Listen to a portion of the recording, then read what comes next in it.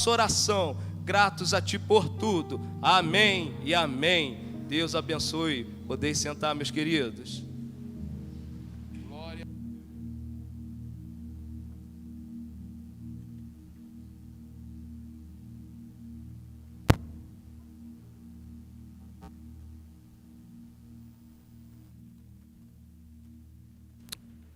Meus irmãos, eu quero reforçar aqui o pedido de oração pela irmã Laide. Nós vamos orar por ela daqui a pouco, né? Já o fizemos, mas vamos orar uma vez mais. E também dizer que no mês da família nós montamos aqui, o pessoal montou aqui um espaço para tirar foto, e é de graça, viu? Então você pode fazer uma pose bonita, né? E tirar sua foto ali para guardar de recordação. Quero também dizer aos irmãos que são 18 dias sem dor de cabeça da Débora, né? Glória a Deus.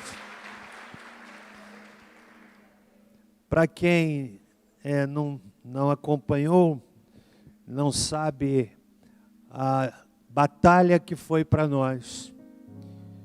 Eu dizia ali para os diáconos que houve um momento que eu cheguei a pensar, eu acho que eu vou ter que parar o ministério porque não tenho cabeça para cuidar de igreja e vendo minha esposa tão limitada como estava. Para os irmãos terem ideia do que isso estava causando em nós. Mas para a glória de Deus, nós oramos, pedimos, clamamos e Deus ouviu o nosso clamor. Glória a Deus. Obrigado a todos os irmãos pelo carinho, a irmãos que foram incansáveis orando e cuidando da gente. A gente não tem palavras para agradecer, né? Então, muito obrigado. Que há momentos no ministério, aliás, a maior parte do ministério é o pastor cuidando das ovelhas. E a gente tem tentado fazer isso da melhor forma que a gente pode. Consciente de que a gente não pode tudo. Consciente de que a gente às vezes não consegue. A intenção é boa, mas nem sempre a gente consegue. Mas há momentos em que as ovelhas cuidam do pastor. E eu quero agradecer, em meu nome, em nome da minha família, todo o carinho que os irmãos expressaram por nós. E a última palavra que eu quero dar antes de orarmos e meditarmos na palavra de Deus é falar sobre célula.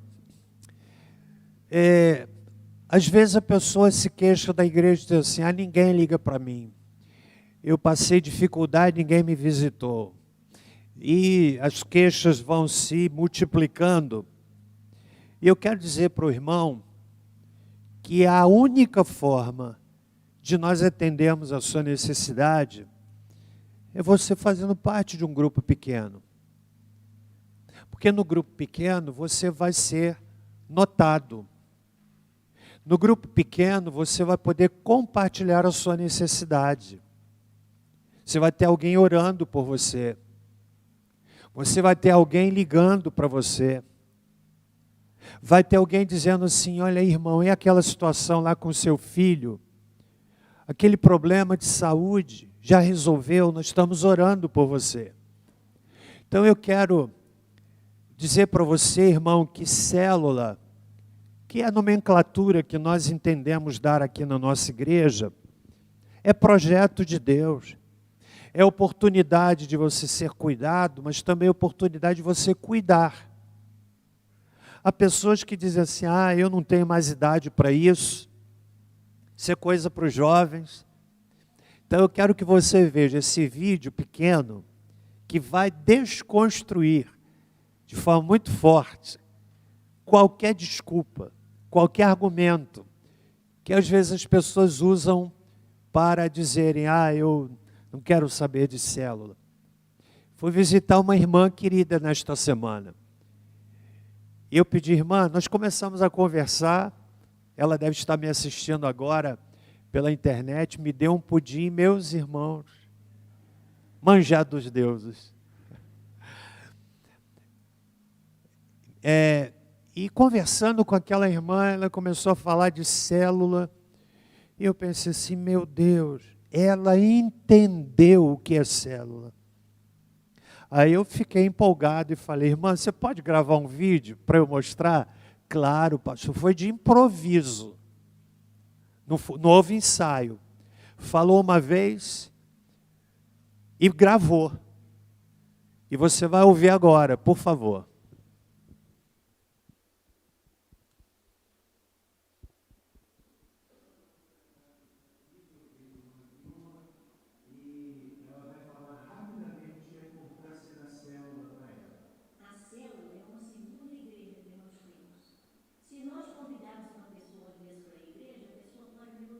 Mas se convidarmos para ir na casa de um amigo, eles vão.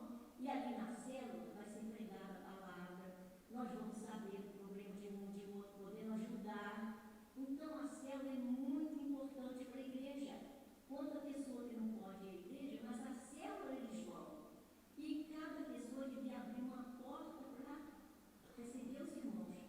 Porque Deus vai abençoar a casa tão grandemente. Muito, muito, muito. Quem dera poder abrir a minha porta para uma célula agora. Mas em nome de Jesus, eu desejo que a célula continue crescendo, multiplicando e que todos vão com o coração aberto para aprender a palavra de Deus. Em nome de Jesus. Amém.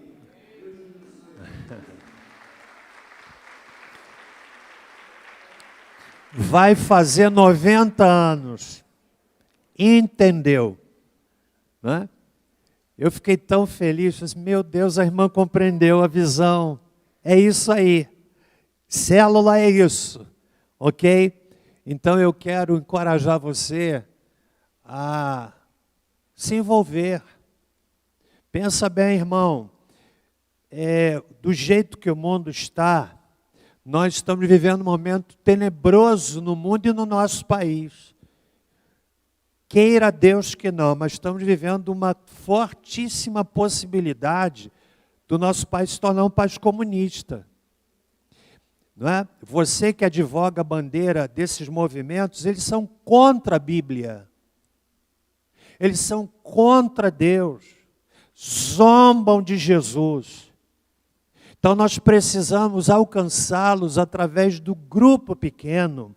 Quero muito encorajar você que o Espírito Santo de Deus use o testemunho desta irmã Vilma, 90 anos, para dizer ao seu coração assim, aquela irmã com 90 anos faz parte de uma célula, que é dirigida pelo William e Leomar. Estão aqui presentes, irmão William? Eles lideram a célula e ela faz parte dessa célula, com outros irmãos. Né? Que Deus toque seu coração, para que você faça parte de uma célula e nós vamos ganhar muita gente para Jesus. Amém? Nós vamos ter agora no mês de junho a segunda celebração das células. Vai ser numa quarta-feira e nós queremos lotar a igreja, trazer muita gente para louvarmos o nome do Senhor aqui. Amém? Vamos orar nesse momento? Senhor nosso Deus, queremos te agradecer pela oportunidade de estarmos aqui nesta manhã. Obrigado pela vida da irmã Vilma, que nos inspira com os seus quase 90 anos, falando com tanta paixão da visão celular. Compreendeu, abraçou. Obrigado porque ela ora, Pai, por esta igreja, por nosso ministério. Eu te agradeço que essa palavra seja desafiadora para nós nessa manhã.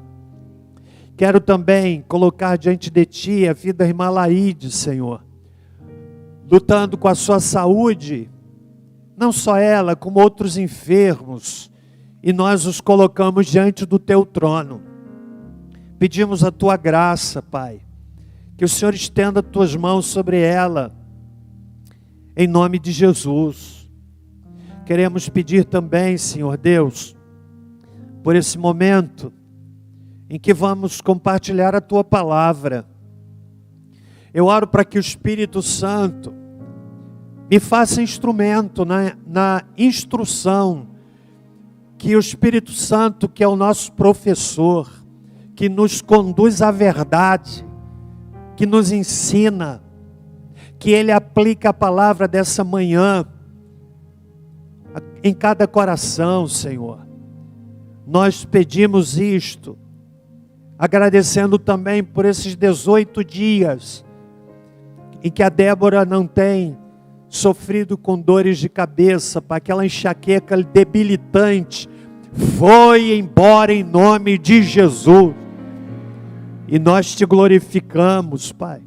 Todos os dias nós temos agradecido a Ti, Pai. Muito obrigado. Oramos assim em nome de Jesus. Amém. Mateus capítulo 19.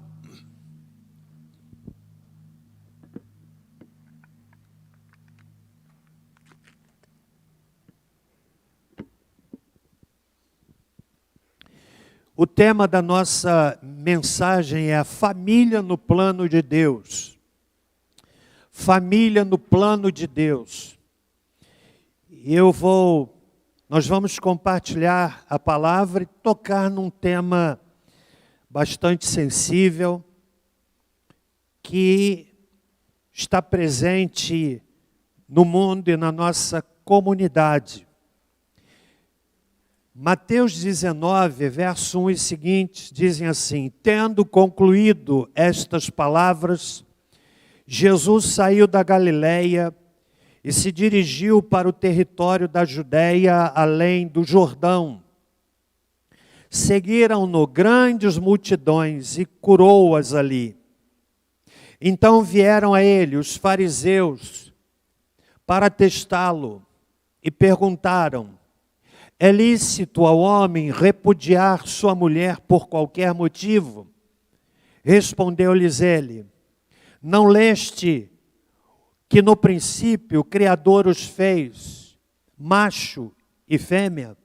E disse: portanto deixará o homem pai e mãe, e se unirá à sua mulher, e serão os dois uma só carne.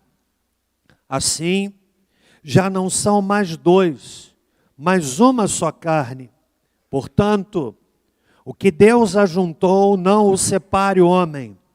Perguntaram-lhe: então por que mandou Moisés dar-lhe carta de divórcio e repudiá-la? Respondeu-lhes ele: Moisés, por causa da dureza dos vossos corações, vos permitiu repudiar vossas mulheres. Mas no princípio não foi assim. Eu vos digo, porém, que qualquer que repudiar sua mulher, não sendo por causa de prostituição, e casar com outra, comete adultério. E o que casar com a repudiada também comete adultério. Disseram-lhe os discípulos: se essa é a condição do homem relativamente à mulher, não convém casar. Ele, porém, lhes disse: nem todos podem receber este conceito, mas só aqueles a quem é concedido. Pois há eunucos que nasceram assim, outros foram feitos eunucos pelos homens, e há eunucos que se fizeram eunucos por causa do reino dos céus. Quem puder aceitar isto, aceite-o. A família no plano de Deus. Há hoje uma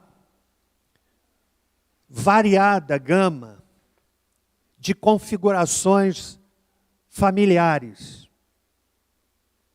Entendi não perder tempo citando-as.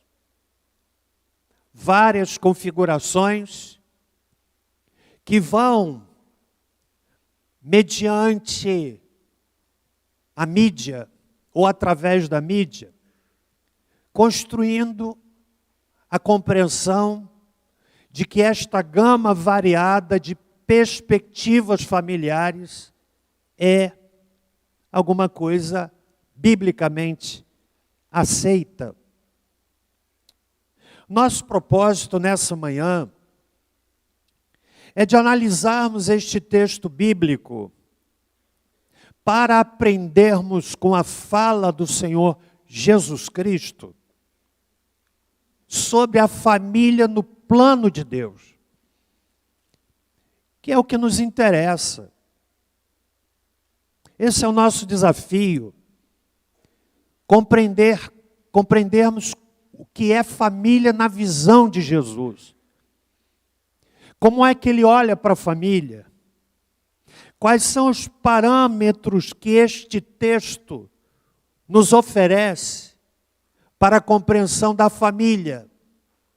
E é óbvio que o primeiro pressuposto para isso é de que a nós interessa o que a palavra de Deus diz. A nós não interessa o que o Senado diz, o que os deputados dizem, o que os juízes dizem. Nós estamos partindo do pressuposto de que para nós a nossa única regra de fé e prática é a palavra de Deus.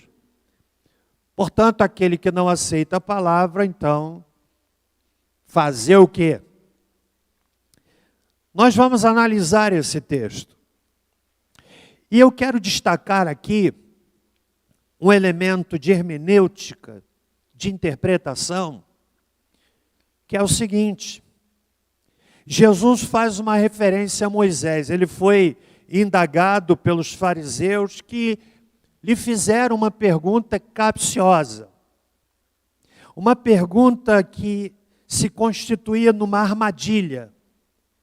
Dependendo da resposta que o Senhor Jesus Cristo desse, ele teria caído na armadilha. Mas eu quero destacar aqui, antes de analisarmos os elementos deste texto, um princípio interessante de hermenêutica. Hermenêutica é a arte da interpretação. Homilética é a arte da pregação. Jesus faz referência a Moisés. Versículo 7. Moisés, por causa da dureza dos vossos corações, vos permitiu repudiar vossas mulheres, mas do princípio não foi assim.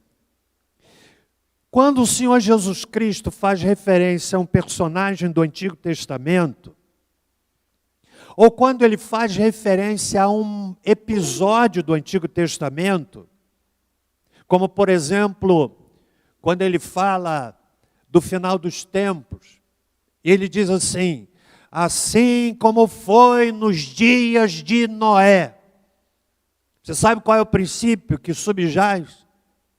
É que quando Jesus olha para o Antigo Testamento, para os relatos do Antigo Testamento e os cita, ele está chancelando, ele está autenticando, ele está dizendo: os fatos do Antigo Testamento são verdadeiros, portanto ele os utiliza. E assim acontece nesse texto. Jesus então é indagado. A pergunta do verso 3, capciosa: é lícito ao homem repudiar sua mulher por qualquer motivo?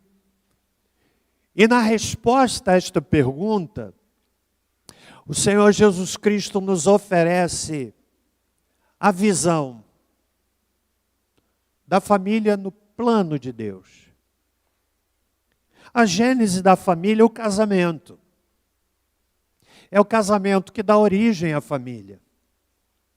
Na relação de um homem com uma mulher que gera a propagação da família. E na resposta que Jesus dá, nós podemos destacar alguns elementos que definem a família no plano de Deus. Em primeiro lugar, a família no plano de Deus é formada por uma relação heterossexual.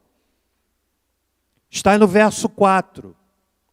Não lestes que no princípio o Criador os fez macho e fêmea? Numa outra tradução mais apropriada está homem e mulher.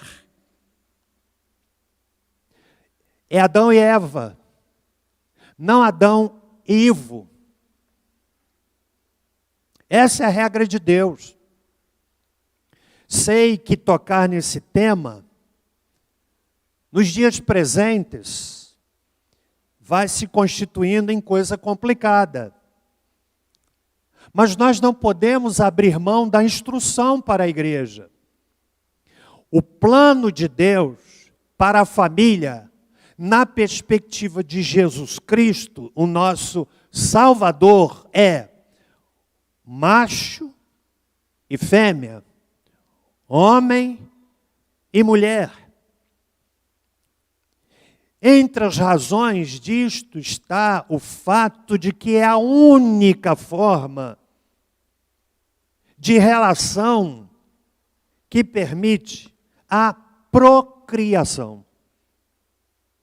É a única forma de relacionamento que permite a multiplicação.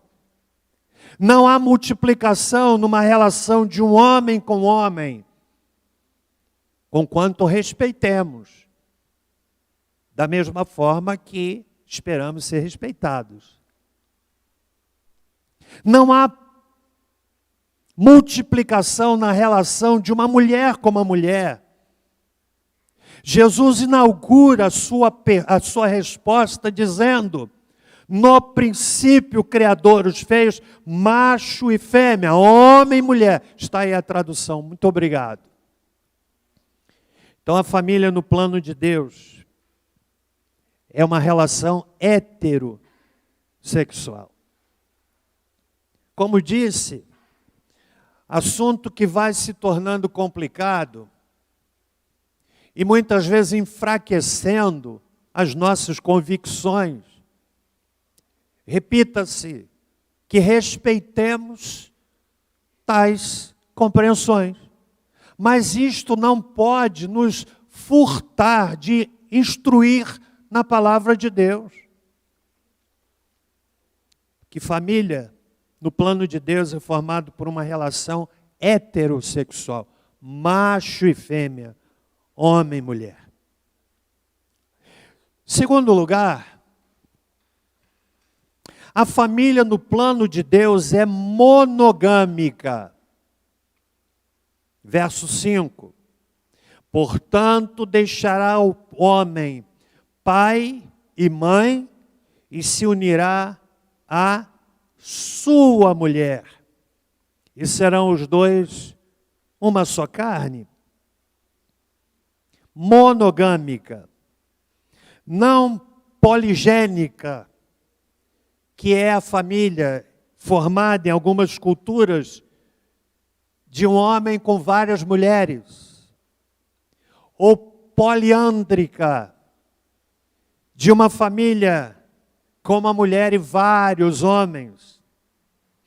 No plano de Deus, família é monogâmica. O homem deixando pai e mãe e se une à sua mulher. Isso é importante que nós aprendamos. A nossa cultura ocidental, ela é predominantemente patriarcal. E parece que essa visão patriarcal, onde o homem é que é olhado, muitas vezes se olha com uma certa aceitação, e às vezes até em algumas culturas como uma certa celebração do homem que tem várias mulheres. Mas não é esse o padrão da Bíblia. Família, na perspectiva de Jesus, é monogâmica. Um homem com uma mulher. Terceiro lugar, estão comigo até aqui? Família no plano de Deus é para a satisfação sexual mútua. No verso 5. Se tornarão os dois uma só carne. É referência à conjugação sexual, ao relacionamento íntimo, de modo que na união de dois corpos, se tornam uma só carne. Sexo, disse alguém antes do casamento, é fornicação, é pecado. Sexo fora do casamento é adultério, é pecado. Sexo dentro do casamento é mandamento.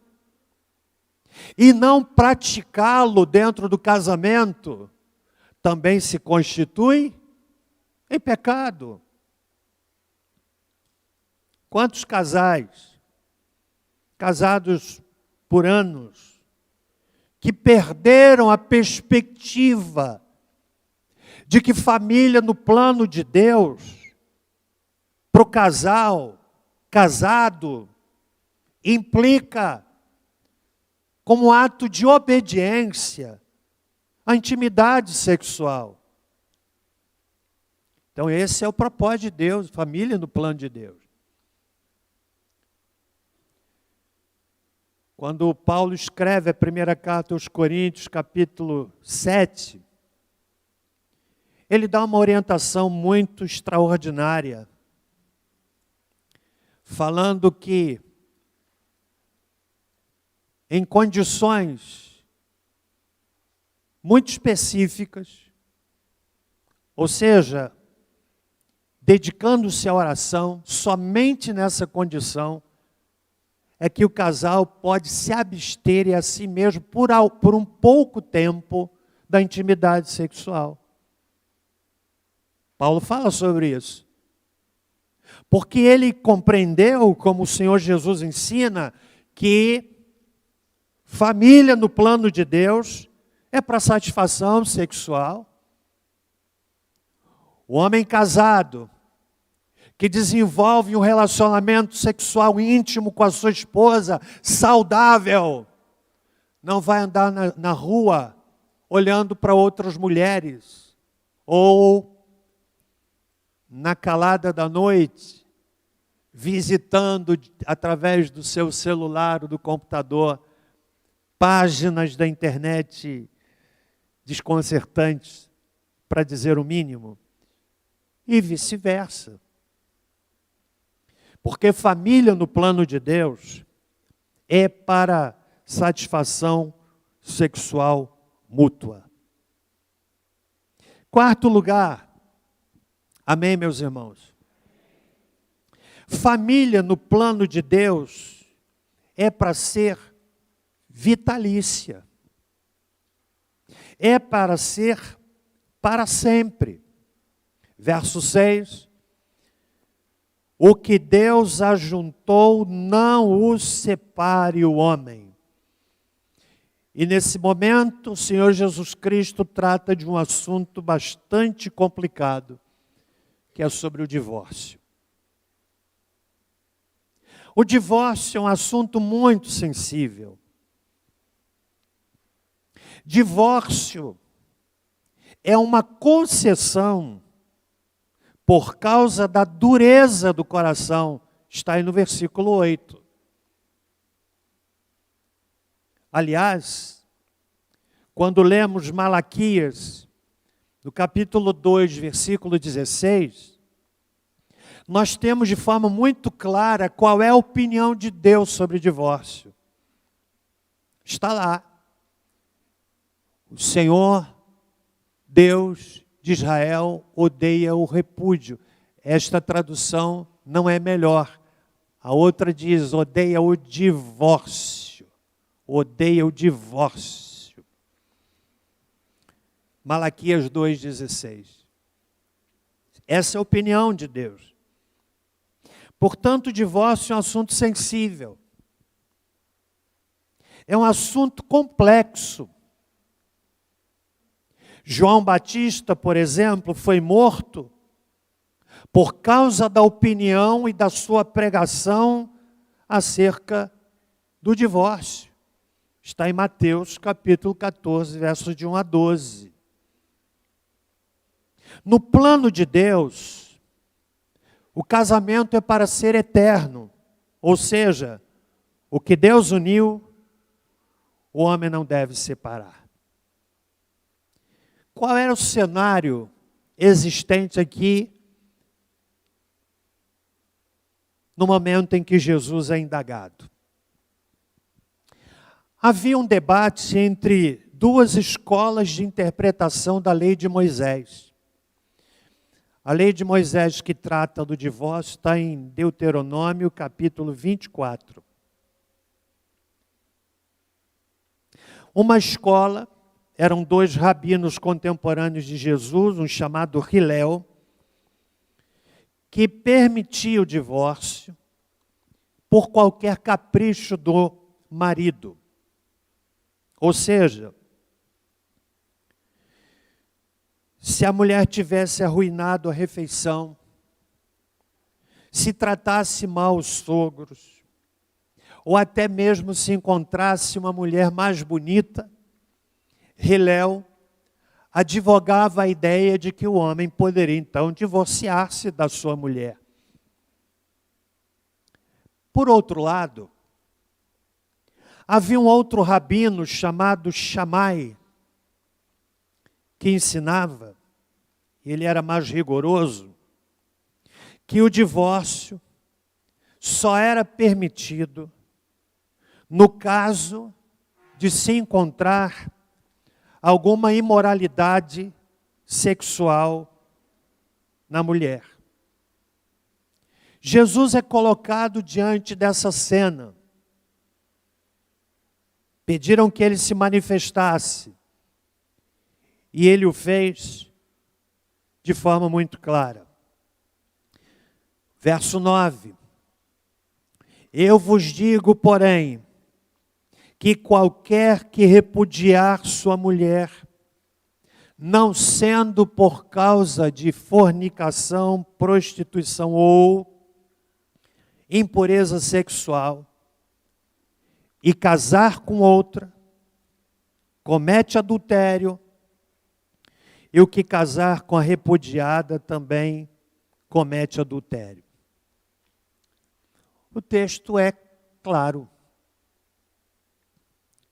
Quando nós olhamos o que Paulo diz em 1 Coríntios capítulo 7, associado ao texto que está diante de nós, nós compreendemos que há duas cláusulas que permitem o divórcio e o novo casamento: adultério e abandono. Provavelmente nesse momento, muitas perguntas brotam na mente das pessoas. Mas, pastor, e o meu caso? Há casos complexos, é verdade.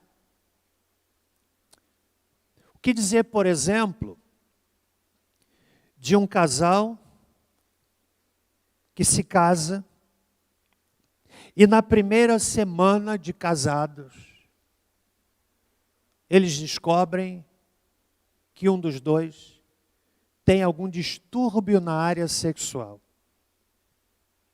O que fazer? O que fazer quando se descobre, depois do filho, que aquele pai abusa da criança? O que fazer? São situações complexas. Mas isto não esvazia o parâmetro bíblico. Na verdade, nós precisamos dar uma palavra não focada na sua prioridade no divórcio, mas no casamento. Alertar os moços que vão se casar, que não façam na precipitação, que procurem ver nele ou nela aqueles elementos que vão lhe dar tranquilidade para o relacionamento. Aqueles que casam porque o rapaz é bonito. Ninguém fica bonito para sempre. Ou porque a moça é linda, é de morrer e vai matar.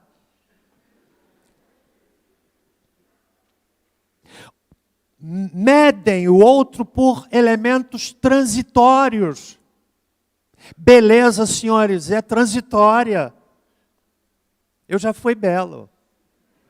Hoje eu estou muito mais belo. Beleza é transitória. Sim ou não? Corpo atlético é transitório. Vou me casar com aquele camarada porque ele tem um corpo. Olha a barriga tanquinho. Mas pode ser que ela se torne uma cuba.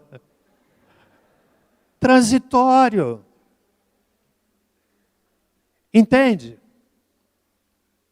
É fundamental, e eu quero nessa hora dar esse foco maior, que o moço tenha uma perspectiva, e a jovem, daquele que um dia vai ser seu esposo, sua esposa. Algumas coisas que você precisa ver antes. Por exemplo, camarada é bonito, que olhos lindos, que corpo atlético. É transitório. Mas observe, ele gosta de trabalhar?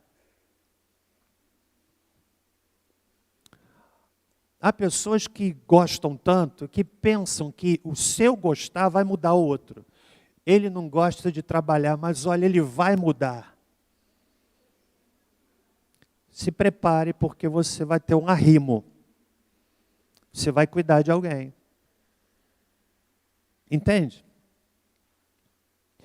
Vai casar com uma pessoa, aí descobre que a moça tem um outro namorado junto do namorado que tem. Aí o camarada gosta tanto, mas ela vai mudar. Se prepare para você, e eu não vou nem dizer o que é que você vai ser.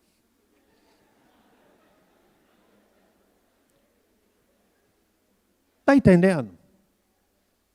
Observe como ele ou ela tratam os seus pais. A moça que maltrata a mãe, maltrata o pai, pode estar certo que um dia você vai ser a bola da vez. Sabia disso?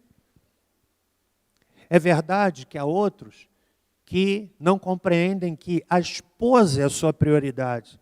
Ele se torna aquele homem casado, mas que casado ele não assumiu a esposa.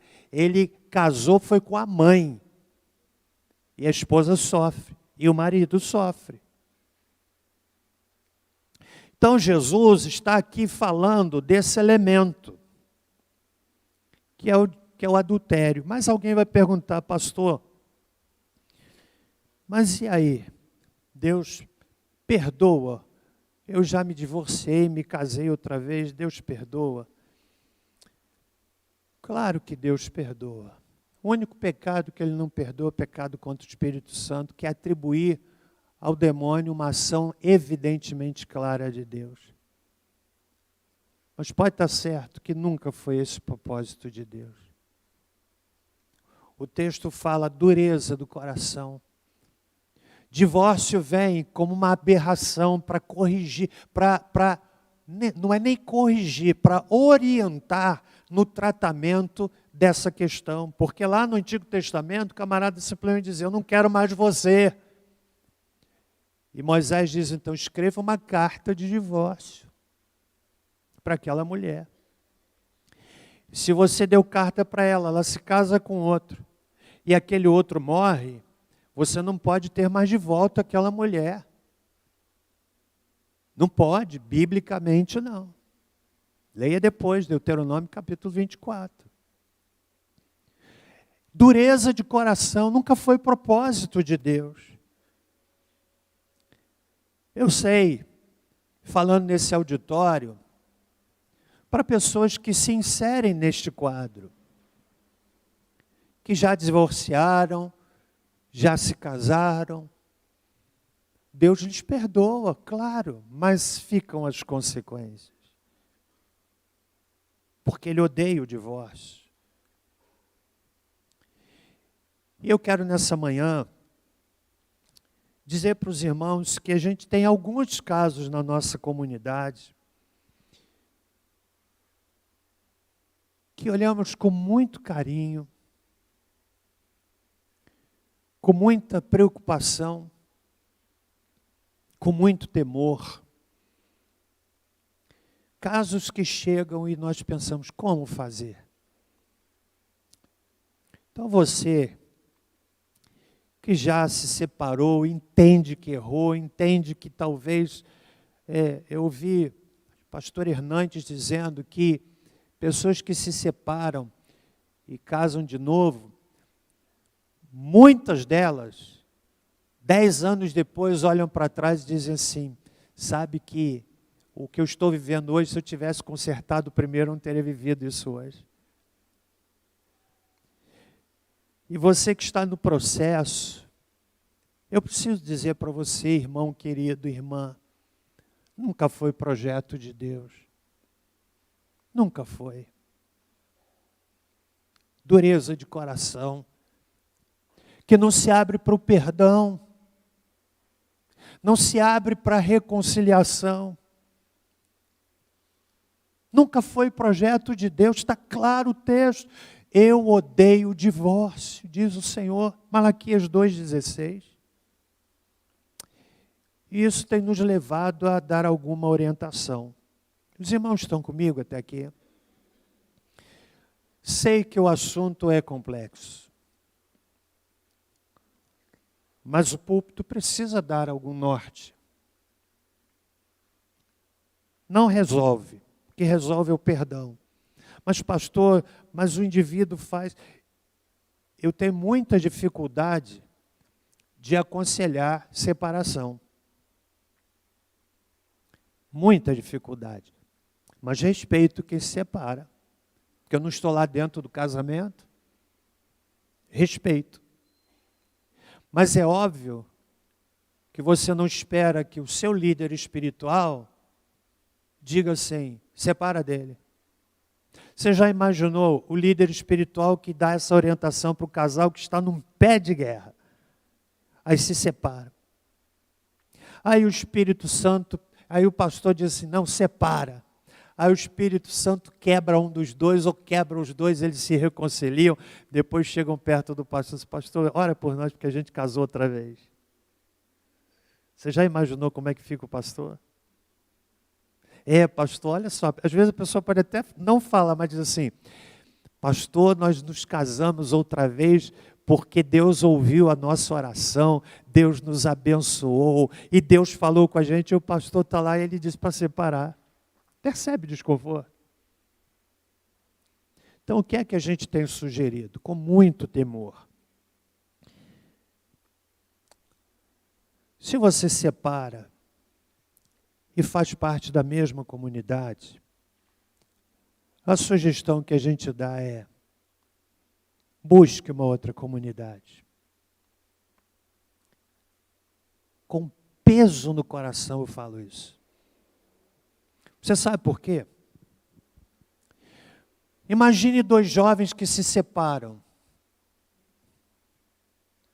Eles vão querer constituir uma outra família. E vão querer trazer o novo cônjuge para a igreja. Olha a dificuldade. De um lado senta a ex-esposa com o novo esposo, o ex-esposo com a nova esposa do outro lado. Agora imagine, os dois tiveram 2 filhos. No novo relacionamento, cada um teve mais 2 filhos.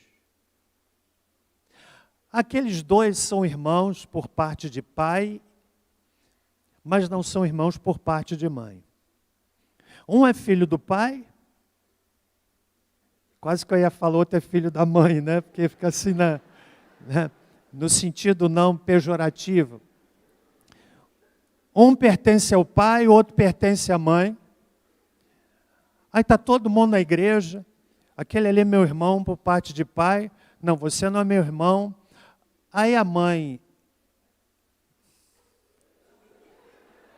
Percebe? Não é confuso? Sim ou não? Constrange os dois, constrange a igreja. Pastor, isso resolve? Não, o que resolve é o perdão, é a reconciliação. Mas o quadro, pastor, nós respeitamos. Se não, irmãos, que dificuldade nós teremos na comunidade. Os irmãos estão entendendo? Está entendendo o que eu estou falando? Pastor, mas Deus me perdoa? Claro que perdoa. Sai daqui sabendo que Deus perdoa você. Ainda mais se você foi vítima de uma esposa que aprontou muito com você, ou de um marido que aprontou muito com você, Ele perdoa. Mas não muda o fato de que Deus odeia o divórcio. Essa é a família no plano de Deus. E que Ele nos ajude, a fim de que cada um de nós zele por sua família, por seu casamento. Eu não posso zelar por seu casamento, como você não pode zelar pelo meu. A igreja entra como uma parceira para ajudar os casais, mas não há ministério algum da igreja que está ali para resolver problema de casal. A gente está para ajudar. Ministério de família, curso Casados para Sempre, curso de noivos que tem sido dado.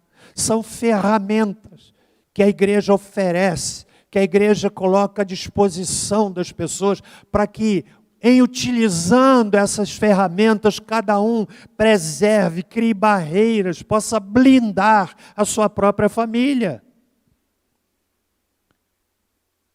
Porque família é projeto de Deus. Minha oração, irmãos, é que em trazendo essa palavra eu faço com muito temor. Na verdade, orando sobre isso a semana toda. Porque eu sei que uma palavra mal entendida do púlpito pode gerar uma cratera no coração de alguém. Se você já se divorciou, eu preciso dizer, Deus não aprova isso, mas continua amando você. Guarde essa palavra, Deus continua amando você. Sua vida é preciosa para Ele. Se você estiver vivendo momentos difíceis no casamento, quando o primeiro pensamento que vem é separa. Às vezes em festinha de aniversário, vocês já viram? Com quem será que fulano vai casar? Ele aceitou, aí depois a frase é assim, tiveram? E depois? Você canta isso? Mas não é o que muitas vezes se canta. E vai sendo incutida essa ideia. Casou, separou. Observe que muitos casais, na primeira dificuldade que tem, já vem o pensamento, vou separar. Namoro e noivado, a gente mostra o lado luminoso para o outro. Se perfuma, se arruma, sim ou não? O lado luminoso. Depois casa. Aí começa a ver o lado sombrio. Natural. Você sabia que há casais que já se separaram porque a mulher não suportava a unha grande do marido? Parece absurdo, né? Ele não gostava de cortar a unha do pé. Aí ficava arrastando na cama. Não gostava. Separou.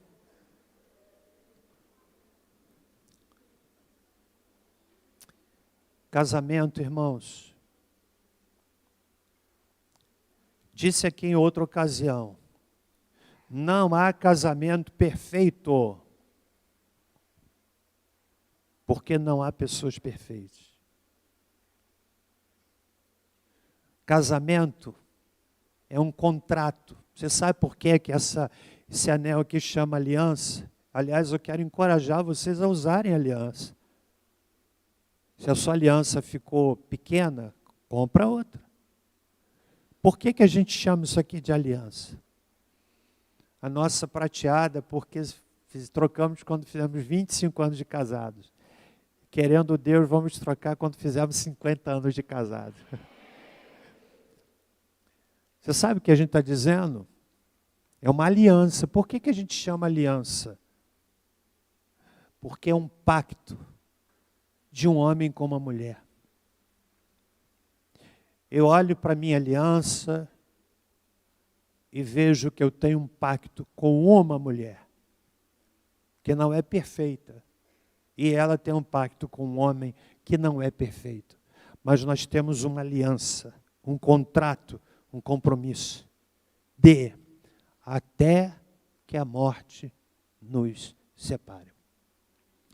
Se você já me ouviu pregar aqui em casamento, eu costumo dizer assim: sonhem em envelhecer juntos. Porque quando os dois projetam a velhice juntos, eles não estão considerando no processo a ideia de que não vão envelhecer juntos. Está entendendo? Sonhem em envelhecer juntos.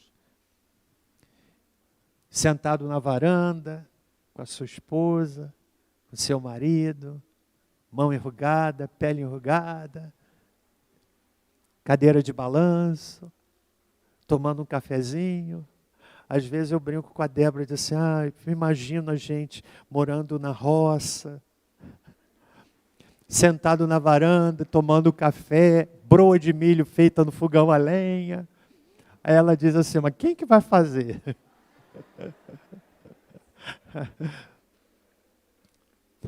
A poesia da coisa é sonhar em envelhecer juntos. Meninos que vão se casar aqui, não peçam a Deus uma namorada. Peçam a Deus uma esposa. Olha, Débora já falou sobre isso. Coloca no papel. Perfil. Ela disse que escreveu 60 itens. Puxa. 60 itens. Coloca no papel. Meninos que vão se casar, não peçam a Deus namorado. Peçam a Deus um marido. Topo da lista. Qual é o primeiro elemento da lista? Qual é? Temente a Deus. Não peça membro de igreja. Mas ele é membro da igreja. Olé do engano. Pastor, mas ele é membro da igreja tal. E daí? Disse nada. Peça um homem de Deus. E você vai ver nas coisas mínimas as marcas de um homem de Deus. Então você vai dizendo: aquele ali é um camarada de Deus. Você sabe por quê? Porque por isso que a Bíblia fala para não entrar em jogo desigual. Quem entra em jogo desigual vai ter que sacrificar muito. A Bíblia diz: é melhor obedecer para não ter que sacrificar. Quem não obedece vai ter que sacrificar. Um homem de Deus, uma mulher de Deus.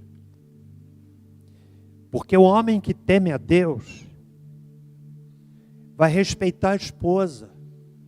A mulher que teme a Deus vai respeitar o marido.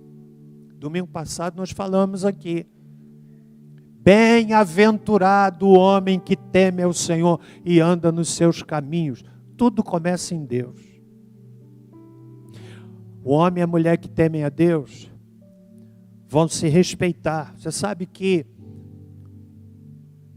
o casamento sucumbe com coisas pequenas. Um desrespeito aqui. Palavras ofensivas para a mulher. As palavras têm um impacto maior do que ações.